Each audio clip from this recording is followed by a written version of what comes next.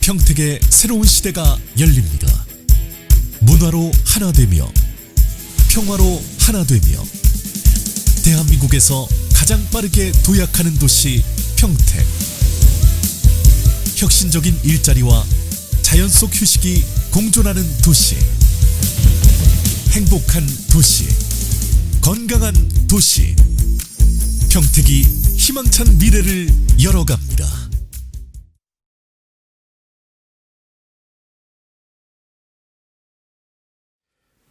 전국 최초로 추진한 이번 경기 공정복지 추진단은 이재명 지사님의 도정 철학, 바로 공정에 있죠. 그 공정한 세상을 실현하기 위해서 복지 분야에 대해서 복지국장인 저를 단장으로 해서 경기 공정복지 추진단을 그 산하에 4개의 점검반을 구성해서 지난 6월부터 10월 말까지 운영을 했습니다. 특히 이번에는 점검 대상을 선정함에 있어서 도민들의 제보를 같이 받았죠. 그래서 우리 도청 홈페이지에 공익제보 한라인, 또 부정수급센터라고 하는 복지로 거기서 역시 제보를 같이 받아서 이번에 점검 대상을 선정하게 됐습니다. 이번에 사회복지법인 시설에 대해서는 207개소, 또 기초생활급여 21만 가구, 그리고 공공임대주택 8,389호를 대상으로 집중 점검을 하게 됐습니다. 점검 결과를 좀 말씀드리겠습니다. 여기 차트에 보시면 점검 결과 총 3,794건을 저희가 적발을 했습니다. 그 중에서 부정수급이 3,411건, 그 다음에 보조금 부당수령 등이 377건, 그리고 공공주택 특별법 위반이 6건을 저희가 적발을 했습니다. 이거에 대해서 조치에 들어간 거죠. 조치도 같이 들어갔습니다. 그래서 부정수급이라든가 이런 부분에 있어서 10억 4천만 원을 환수 조치 중에 있습니다. 그 다음에 수사 의뢰나 형사 고발 5건을 했고요. 그 다음에 공공임대주택 불법적으로 소유하고 계신 분들에 대해서 6가구에 대해서 계약 해지를 통보를 했습니다. 좀 세부적인 사항을 말씀드리면요. 이게 사회복지시설 같은 경우에 회계 운영 부적정이 굉장히 많이 나타났습니다. 140건. 또 목적의 사용, 규정 위반, 조직 운영 미흡, 부당 수령 이런 것들이 상당히 많이 나왔고요. 다음에 개인이죠. 그러니까 개인이라고 한다면 기초생활수급자 등을 얘기하는 것입니다. 그분들에게 있어서는 재산을 은닉한다든가 또 소득재산 신고를 누락한다든가 아니면 아예 신고를 안 한다든가 이런 쪽으로 해서 부정수급 사례가 3,411건이 나왔습니다. 그 다음에 공공주택 소유 위반, 아까 말씀드린 것처럼 6건이 적발이 됐습니다. 이 건에 대해서 바로 조치가 들어가는 거죠. 행정처분, 그래서 환수 결정을 아까 말씀드린 것처럼 2,855건에 대해서 10억 4천만 원을 환수 조치 중에 있고요. 계약 해지라고 한다면 이제 퇴거 명령을 하는 거죠. 아예 집에서 나가라 그러는 거죠. 그 퇴거 조치 현재 이행 중에 있습니다. 그래서 6건. 그 다음에 사업정지나 지정취소 각각 1건씩, 형사고발 수사 의뢰, 또 시정조치 주의 이런 식으로 해서 저희가 이제 조치 중에 있다는 말씀을 드립니다. 좀 구체적인 사례를 가지고서 말씀을 드리겠습니다. 구체적인 사례는 역시 표로 좀 보겠습니다. 여기 보시면은 사회복지시설에서 시설 종사자가 뭐 이렇게 뭐 질병이 걸렸던, 예를 들면 그러니까 병가를 하는 거죠. 병가 중이거든가 아니면 집안에 무슨 경조사가 있다든가 그런 특별한 사유가 있을 때 이분이 더 이상 출근을 못 하시잖아요. 그렇게 되면 바로 그때 대체 인력이 들어가야 돼요. 대체 인력을 파견을 보냅니다. 대체 인력 지원은 우리 공공기관에서 해줍니다. 그래서 그런 경우인데 이 경우는 그 대체 인력 파견은 간 그분과 그 다음에 사회복지시설 대표가 서로 짭니다. 짜서 서로 공모를 해서 근무 기간을 허위로 조작을 해요. 어떤 경우냐? 두 사람이 공모해서 228일분의 인건비를 신청을 하는 거죠. 이거를 전부 수령을 합니다. 근데 이번에 점검을 하면서 조사를 해보니까 228일분의 인건비가 나갔는데 실제 근무는 며칠만 했다? 83일밖에 안 한 거예요.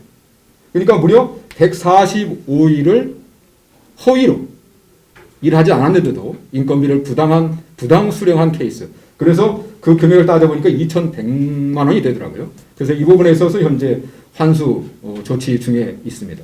역시 이 건에 대해서는 고발도 같이 들어가야 되죠. 대표자도 그렇고 파견 인력도 그렇고. 다음 케이스를 보시겠습니다. 이번에는 이제 기초생활수급자입니다.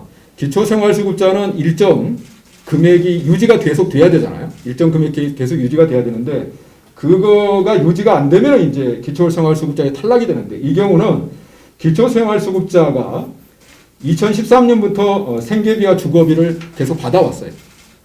받아오는데 오다가 2015년도에 부부의 연을 맺어서 가족관계 형성이 됩니다. 근데 이때 혼인신고를 안 하게 되죠. 혼인신고를 안 하는데 이거는 혼인신고 여부와 관계없이 가족 구성원이 변경이 되게 되면 생활비가 달라지잖아요. 그렇기 때문에 이때는 반드시 신고를 해야 돼.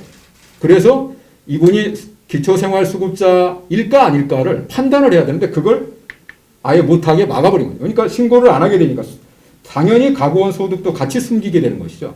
그래서 이 부분에 있어서 조사를 해보니까 2,200만 원 정도를 부당하게 수령한 케이스가 됩니다. 이거는 국민기초생활보장법이라고 나와 있는데 거기에 해당이 됩니다. 그래서 이분 역시 고발이 된 케이스, 역시 환수조치 중에 있고요. 다음 사례 보시겠습니다. 이번에 이제 그 행복주택, 무슨 뭐 10년 뭐 장기 임대주택, 또 국민 임대주택 이런 것들 많이 들어보셨을 거예요. 이 경우도 마찬가지죠. 그분이 대상이 돼야만 그곳에서 일정 기간 계실 수가 있는데 대상이 안 되는 분들이 계시는 거예요. 그 어떤 케이스인 거 아니? 이분이 여기에 들어갈 때는 문제가 없었어요. 행복주택이나 10년 임대주택이나 국민임대주택에 입주할 당시에는 자격 조건이 됐었는데 입주 중에 계시다가 자가주택을 소유하게 된 거예요. 근데 이걸 숨기는 겁니다. 집이 있는 사람이 집이 없는 사람이 계시는 임대주택에 계시는 불법으로 소유한 케이스죠. 그래서 이거를 이번에 공공복지추진단에서 점검을 해서 밝혀냈죠. 그래서 6가구를 밝혀내서 3가구는 벌써 퇴거를 시켰고요. 그 다음에 나머지 3가구는 퇴거 이행 중에 있다는 것입니다. 마지막 사례 하나만 더 보시겠습니다.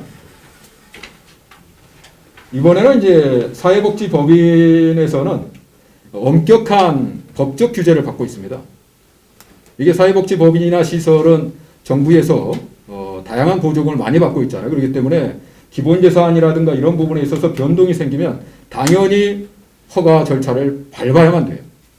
근데 이 경우는 무슨 케이스인 거 아니? 이게 어떤 법인이 법인 건물을 임대 목적으로 전세 계약을 체결합니다. 그 전세 계약금 1억을 받아요. 1억을 받아가지고는 역시 관청에 신고를 안 하죠.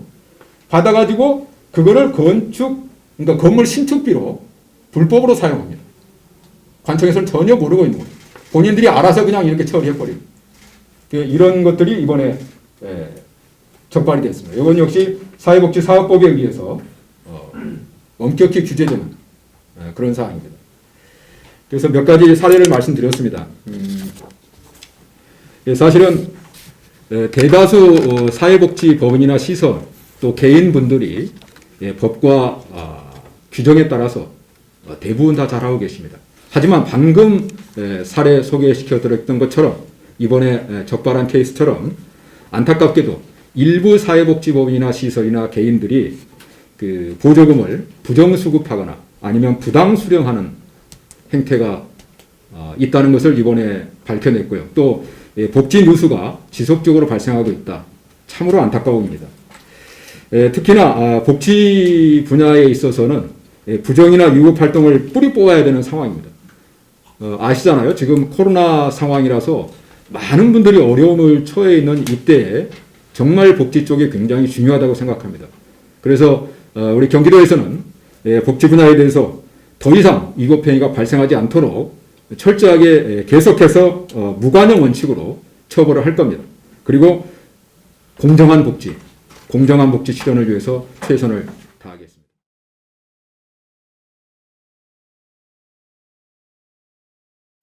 지금 평택의 새로운 시대가 열립니다.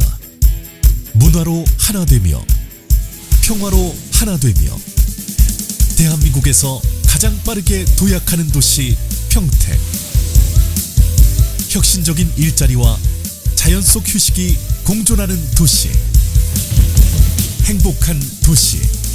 건강한 도시. 평택이 희망찬 미래를 열어갑니다.